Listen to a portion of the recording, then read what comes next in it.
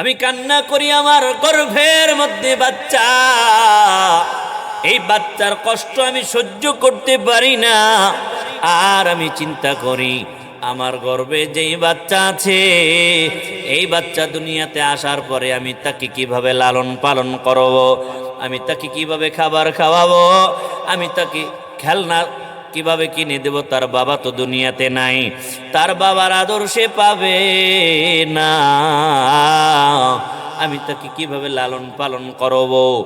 আল্লাহ তাআলার পক্ষ থেকে জিবরিল আমিন বলে, আপনার কোনো টেনশন নাই, আপনার সন্তান দুনিয়ার কোনো সাধারণ কোনো সন্তান নয়, আপনার সন্তান দুনিয়ার মধ্যে কোনো সাধারণ কোনো সন্তান নয়, আপনার সন্তান দুনিয়ার কোনো মাটির খেলনা দিয়ে খেলবে না, আপনার সন্তান দুনিয়ার কোনো প্লাস্টিকের খেলনা দিয়ে খেলবে না, আপনার সন্তান দুনিয়ার কোনো মানুষের বানানো খেলনা দিয়ে তো খেলবে না।